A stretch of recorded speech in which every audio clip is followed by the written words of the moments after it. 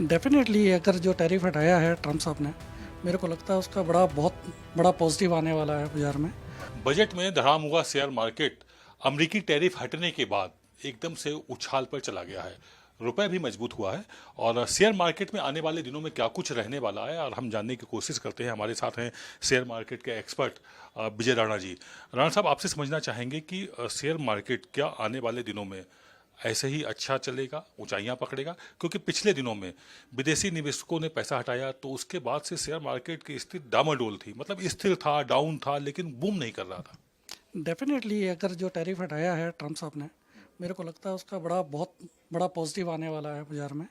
और जो इन्वेस्टमेंट यहाँ से जा रही थी बाहर, एफ जो कंटिन्यूसली बेच रहे थे, मेरे को लगता है कि वहाँ पर भी कुछ सपोर्ट मिलेगा। एक तो बजट में जो है दो चीज़ें बड़ी अच्छी हुई हैं कि जहाँ पर फिजिकल डेफिसिट को जो वो 4.55 के आसपास ही रखा गया है, और जहाँ पर अपनी जीडीपी ग्रोथ जो वो डबल डिजिट की बात कर रहे हैं, तो दो चीज़ें जो है वो मेरे ख्याल से उनको अट्रैक्ट करेंगी और बाजार यहाँ से मेरे को लग रहा है कि नई ऊंचाइयों की तरफ जाएगा भी। लेकिन जो टैक्सेस लगाए गए थे ट्रेडिंग पर, उसको लेकर के शेयर मार्केट धड़ाम हुआ था, उसका क्या कुछ असर देखने को मिलेगा? डेफिनेटली वो शॉर्ट टर्म उसका इम्पैक्ट था, वो ये नहीं है, वो 2-4 दिन 5 दिन चल सकता था। बट क्या है कि अब लोगों को नई उम्मीद आ गई है टैरिफ के घटने से।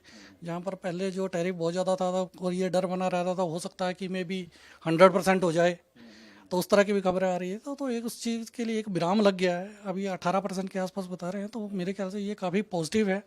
और हमारी इकोनॉमी तो वैसे भी सारे लोगों से अच्छा कर ही रही थी, सारे देशों से अच्छा कर ही रही थी। मेरे को उम्मीद है कि ये कंटिन्यू करेगा और आने वाले टाइम में आप देखेंगे इवन कि इस साल में ही मेरे को लगता है कि नई ऊंचाइयों पे 28,000 29,000 के आसपास निफ्टी आपको जाते हुए दिखेगी। क्या माना जाए, जो भारत का एक ड्रीम है, प्रधानमंत्री मोदी आर्थिक शक्ति की ओर भारत को बढ़ता हुआ देख रहे हैं और कह रहे हैं हम लोग 3 ट्रिलियन इकोनॉमी बनेंगे, तो वो सच होता दिखेगा? डेफिनेटली आएगा।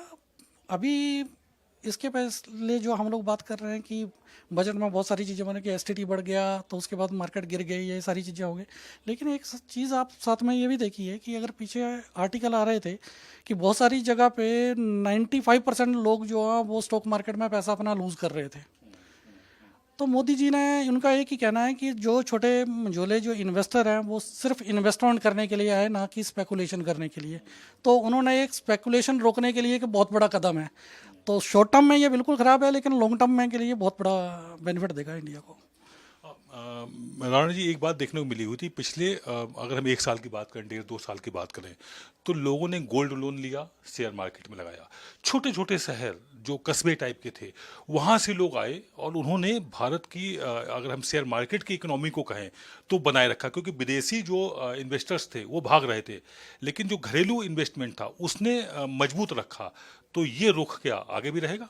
डेफिनेटली रहेगा और मेरे को लग रहा है कि और तेज़ी से बढ़ेगा। अगर लास्ट 2 साल में देखेंगे तकरीबन 6 लाख करोड़ के आसपास की सेलिंग की एफ ने, उसके मुकाबले अगर डी की देखेंगे तो 8 लाख करोड़ के आसपास की बाइंग आई। अगर महीने में अगर हम लोग 30,000 करोड़ के आसपास अगर एस में पैसा लगा रहे हैं और डायरेक्ट भी अगर 10-12 हज़ार करोड़ का भी लगा रहा है, तो तकरीबन तकरीबन 40,000 करोड़ जो है वो मार्केट में हर महीने आ रहा है।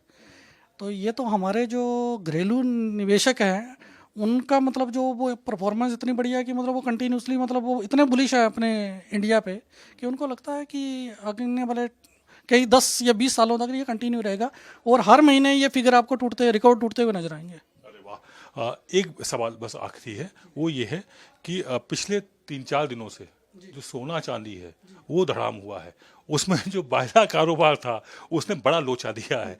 तो ऐसे में आप क्या सलाह देंगे? सोने चांदी में इन्वेस्टमेंट करें या शेयर मार्केट में लंबे समय के लिए इन्वेस्टमेंट करें? फ़ायदा किस में ज़्यादा रहेगा? क्योंकि जो धोखा मिला है सर्राफा बाजार से, उससे जो इंडियंस छोटे इन्वेस्टर्स हैं या मध्यम वर्गीय इन्वेस्टर्स हैं, वो हिल गए हैं बेचारे।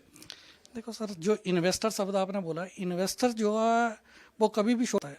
अगर आप सोने चांदी की बात करोगे तो पिछले 3 महीने में सोने और चांदी के भाव जो वो 3 गुना बढ़ गए थे। जो पिछले 20 साल में नहीं हुआ वो पिछले 3 महीने में हो गया।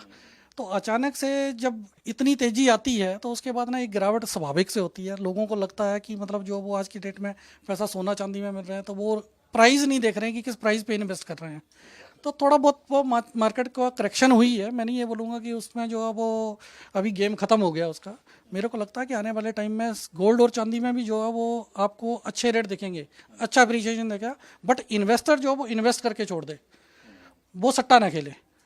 स्पेकुलेशन से किसी का आज दिन तक भला हुआ नहीं। 4 जगह कमाओगे, 5वीं जगह देके चले जाओगे। तो मेरा तो यही है कि आप इन्वेस्टर हो, चाहे इक्विटी मार्केट में हो, चाहे सोना चांदी में हो, चाहे आप लैंड में हो, जहाँ पर भी इन्वेस्टर, अगर आपने इन्वेस्टमेंट के पर्पज से लिया है, जहाँ पर टारगेट रख के चला कि 5 साल नहीं बेचूंगा, 10 साल नहीं बेचूंगा, हमेशा गेन हुआ आपको।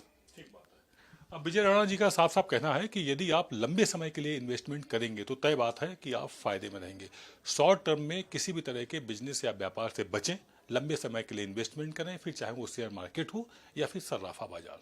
कैमरा पर्सन आलोक सक्सेना के साथ आदित्य द्विवेदी, भारत एक्सप्रेस, दिल्ली।